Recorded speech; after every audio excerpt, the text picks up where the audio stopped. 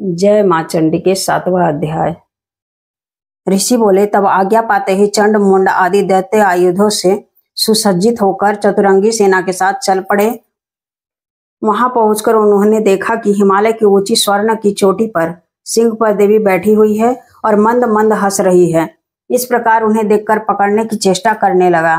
किसी ने धनुष चढ़ा लिया तो किसी ने तलवार संभाल ली और कितने एक देवी के पास पहुंच गए। तब अंबिका जी ने उन शत्रुओं के प्रति क्रोध में आ गई और उस समय क्रोध के कारण उनका मुख काला हो गया था। देवी के माथे पर कुटिल होकर भौहें तन गई थी। तब तो भयानक मुख वाली काली देवी तलवार तथा पास लिए प्रकट हो गई। उस समय विचित्र खटवांग धारण किए हुए नरमुंड की माला शोभित थी। चीते के चर्म की साड़ी पहने हुए थी। शरीर का मांस सूखा दिखाई दे रहा था। अत्यंत भयानक रूप था। मुख को विस्तार से खोल रखा था। लपलपाती हुई जीभा और भी भयानक दिख रही थी। धसी हुई लाल लाल आंखें भी थी। गर्जन से सभी दिशाओं को वे भर दी थी। तब तो बड़े वेग से दैत्य सेना पर वह टूट पड़ी। बड़े बड़े असुरों को मारती हुई उनका भक्षण करने लगी। उन पाशव रक्षकों को, अंकुशधारियों को, महावत तथा योद्धाओं को, घंटों के साथ कितने हाथियों को एक ही साथ में पकड़कर मुंह में डालने लगी। वैसे ही घोड़ों के साथ रथों को भी एवं सारथियों को भी मुंह में डाल डालकर अत्यंत भयानक रूप से दांतों से उन्हें चबाती जाती थी। किसी के केस पकड़ लेती तो किसी की गर्दन दबा डालती, किसी को पैरों से दबोच लेती तो किसी को छाती से ढकेल कर मार गिराती। असुरों के द्वारा छोड़े हुए अस्त्र शस्त्रों को मुंह से पकड़ती जाती और दांतों से पीसती जाती। काली जी ने इस प्रकार बलवान दुरात्मा असुरों की वह सेना कुचल डाली और भक्षण कर डाली। कितने एक असुरों को तो मार पीट दिया। उस देवी ने कुछ को तो तलवार से काट गिराया, कुछ एक खड़वांग से पीट दिए गए और कुछ एक दांतों से कुचल दिए गए। क्षण भर में असुरों की वह सारी सेना पीट पीट कर गिरा दी गई। यह देख चंड उस भयानक काली की ओर दौड़ पड़ा। इधर महाअसुर मुंड ने भी महाभयंकर बाणों की वर्षा से एवं सहस्त्रों अस्त्र चलाए और चक्रों द्वारा उन भयानक आंखों वाली देवी को ढक दिया। वे अनेक चक्र देवी के मुंह में प्रवेश करते हुए इस प्रकार दिखाई देने लगे जैसे बहुत से सूर्य बिंब बादलों के पेट में समाते जा रहे हों। तब तो जिनके भयानक मुख के भीतर जिनका देख सकना भी कठिन था, ऐसे दांतों के प्रकाश से दमकती हुई अत्यंत क्रोध में आकर वह भयानक गर्जना करती हुई वह काली भी अट्टहास करने लगी। हूं हूं करती हुई बहुत बड़ी तलवार लिए उस देवी चंड पर कूद पड़ी। उसके बालों को पकड़कर उसी तलवार से झट चंड का सिर काट दिया। तब चंड को इस प्रकार मारा गया देखकर मुंड देवी की ओर दौड़ पड़ा। कुपिता काली ने तलवार से मारकर पृथ्वी पर मुंड को भी गिरा दिया। तब महाबली मुंड को मरा हुआ देखकर और सेना का नाश देखकर बची खुची सेना भयभीत होकर इधर उधर भाग खड़ी हुई। अतः काली जी ने चंड तथा मुंड के सिर हाथ में ले लिए और फिर भयानक अट्टहास करती हुई चंडिका के पास पहुंचकर बोली, मैं यह चंड और मुंड नामक महापशु आपकी भेंट चढ़ा रही हूँ। अब तो युद्ध में शुंभ निशुंभ का आप स्वयं वध करना। ऋषि बोले, अपने सम्मुख लाए गए चंड मुंड महासुरों को देखकर कल्याणी ने चंडिका काली से ललित वचन बोली, हे देवी काली के, तीनों लोकों में चामुंडा नाम से तुम्हारी ख्याति होगी। इति 7वां अध्याय। 8वां अध्याय। ऋषि बोले, चंड तथा मुंड दोनों दैत्यों के मारे जाने पर एवं बहुत सी सेना के भी क्षय हो जाने पर असुरराज महाप्रतापी शुंभ के चित्त में भारी क्रोध उत्पन्न हो गया। उसने सभी दैत्यों की सेना को युद्ध के लिए आज्ञा दे दी। उसने कहा, आज उदया युद्ध नामक 86 सेनापति अपनी सारी सेना को लेकर वहां पर चले जाओ। कंबू नामक 84 सेनापति भी अपनी सेना के साथ युद्ध के लिए निकले। मेरी आज्ञा से 50 करोड़ वीर्यकुल के असुर तथा 100 धम्रकुल के सेनापति सेनाओं के साथ कूच करें और फिर मेरी आज्ञा से कालका मौर्य दौहार्द काल के सभी असुर तैयार होकर शीघ्र प्रस्थान करें। भयंकर शासन करने वाले असुर राज शुंभ ने इस प्रकार आज्ञा देकर स्वयं भी बहुत सी सहस्त्रों सेनाओं के साथ प्रस्थान कर दिया।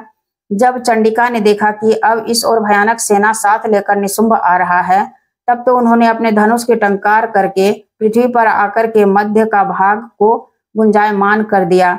हे राजन, उस समय सिंह ने भी बड़ी भारी गर्जना की। फिर अंबिका जी ने घंटा बजाकर उस गर्जना को और भी बढ़ा दिया।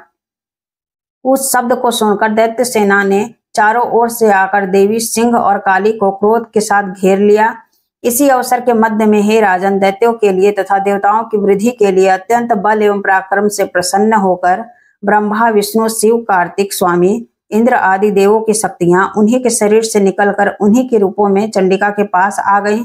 जिस देवता का जो स्वरूप जैसे भूषण तथा वाहन है, उन्हीं उन्हीं वस्तुओं से संपन्न होकर उस देवता की शक्ति वही रूप में धारण कर दैत्यों के साथ युद्ध करने आ गई। ब्रह्मा जी की शक्ति, जिसे ब्राह्मणी कहा जाता है, वह हंसों से जुते हुए विमान पर आरूढ़ थी। वह अक्ष सूत्र कमंडलों से शोभित थी। महेश्वरी की शक्ति वृषभ पर विराजमान सुंदर त्रिशूल धारण किए, महासर्पों के कंकड़ धारण किए हुए मस्तक पर चंद्र रेखा सुशोभित थी। वह महेश्वरी शक्ति आई। कार्तिक स्वामी की शक्ति हाथ में शक्ति लिए मोर पर आरूढ़ होकर गुड़ रूपिणी कौमारी अंबिका शक्ति दैत्यों से युद्ध करने आई। वैसे ही विष्णु की शक्ति गरुड़ पर सवार होकर शंख चक्र गदा सारंगी एवं शंख हाथ में लिए हुए वैष्णवी शक्ति वहां पर आ गई। यज्ञ वाराह का विचित्र रूप धारण करने वाले विष्णु की वाराह की शक्ति वैसा ही शरीर धारण करके वहां आई। नरसिंह जी के समान शरीर को धारण किए गर्दन के बालों को फटकारने से आकाश के तारों को बिखेरती हुई नारसिंही शक्ति वहां पर आ गई। इंद्र की शक्ति इंद्र के समान रूप वाले 1000 नेत्र धारण किए हुए वज्र हाथ में लेकर ऐरावत गजराज पर आरूढ़ होकर वहां पहुंच गई। तब उन देव शक्तियों से घिरे हुए शंकर जी ने चंडिका से कहा, मेरी प्रसन्नता के लिए शीघ्र से शीघ्र इन असुरों का संहार करो। तब देवी के शरीर से अत्यंत भयानक सैकड़ों गिदड़नियों की भांति हूं करती हुई बड़ी चंडिका शक्ति वहां पर प्रकट हो गई।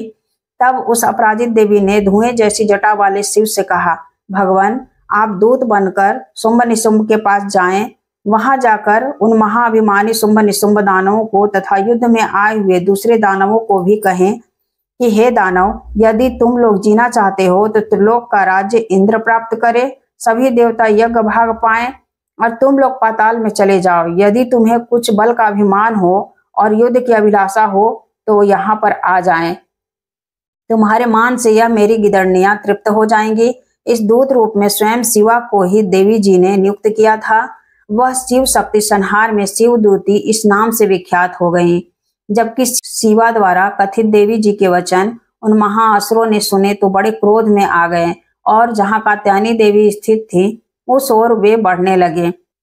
वह कुपित होकर उन देव शत्रुओं ने बाण, शक्ति, रिष्टि आदि आयुधों से देवी जी पर पहले वर्षा करना आरंभ कर दिया। तब टंकार करके धनुष द्वारा पहने पहने बाण छोड़कर देवी जी ने खेल खेल में ही उनके फेंके हुए बाण, शूल, शक्ति, परशु आदि शस्त्रों को काट गिराया। फिर काली भी उनके सामने होकर शत्रुओं को शूल से, प्रहारों से चीरती फाड़ती, खटवांग से कुचलती मारती विचरण करने लगी। इधर ब्रह्मानी शक्ति भी जिस ओर दौड़ती उसी ओर अपने कमंडलों का जल छिड़क देती, जिससे शत्रुओं का पराक्रम एवं तेज नष्ट हो जाता था। महेश्वरी शक्ति ने त्रिशूल द्वारा, वैष्णवी शक्ति ने चक्र द्वारा और कौमारी शक्ति ने शक्ति द्वारा उन दैत्यों का क्षय करना आरंभ कर दिया। ऐसी शक्ति के वज्र गिराने से सैकड़ों दैत्य दानव विदीर्ण होकर रुधिर के पनाले बहाते हुए पृथ्वी पर गिरने लगे। वाराही शक्ति ने तो कुछ एक को तुंड प्रहार से मार गिराया। कितने दैत्यों की छातियां अपनी दाढ़ों से अग्रभाग से चीर डाली। वाराह मूर्ति ने चक्र द्वारा बहुत से दैत्य को चीर फाड़ डाले। कितने महादैत्यों को नरसिंही शक्ति अपने नाखून से विदीर्ण करके खाने लग गई। कितने दैत्य शिवदूती के कठोर अट्टहास से भयभीत होकर पृथ्वी पर गिरने लग गए, फिर उन्हें वह खाती गई। इस प्रकार वह अत्यंत कुपित होकर अनेकों उपायों द्वारा बड़े बड़े दैत्यों को मारते हुए मातृगण को देखकर दैत्य शत्रुओं के सैनिक भागने लग गए। उन दैत्यों को मातृगण से पीड़ित होकर भागता हुआ देखकर क्रुद्ध हुआ महाअसुर रक्तबीज युद्ध करने के लिए आ धमका। रक्तबीज के वज्रमय शरीर से एक भी रुधिर बिंदु जब पृथ्वी पर गिरता तब उसी के समान बलवान दूसरा असुर पैदा हो जाता था। उस महाअसुर ने आकर ऐन्द्री शक्ति के साथ युद्ध किया।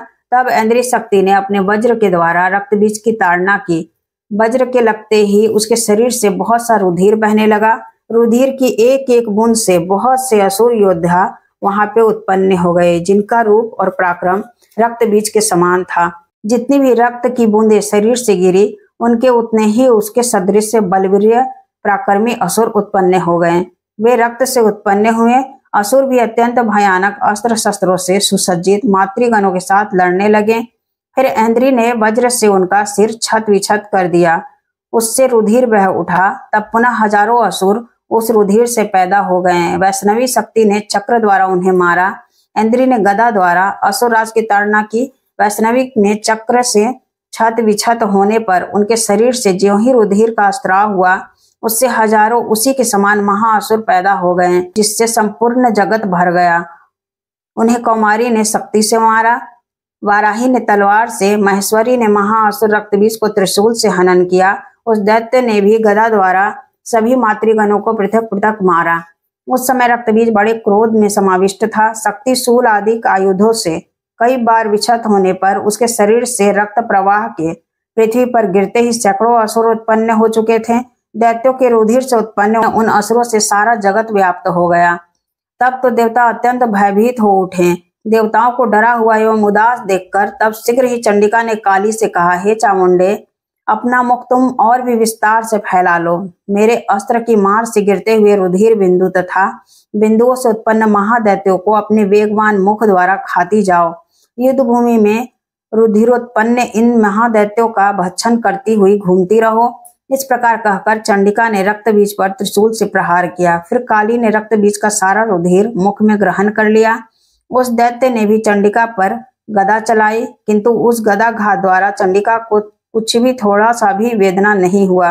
रक्तबीज के छत विछत शरीर से जो बहुत सा रुधिर गिरने लगा था, उसे चामुंडा मुख द्वारा पीती गई, और जो रक्तपात से दैत्य उत्पन्न हो गए थे उन्हें भी मुख में डालती गई।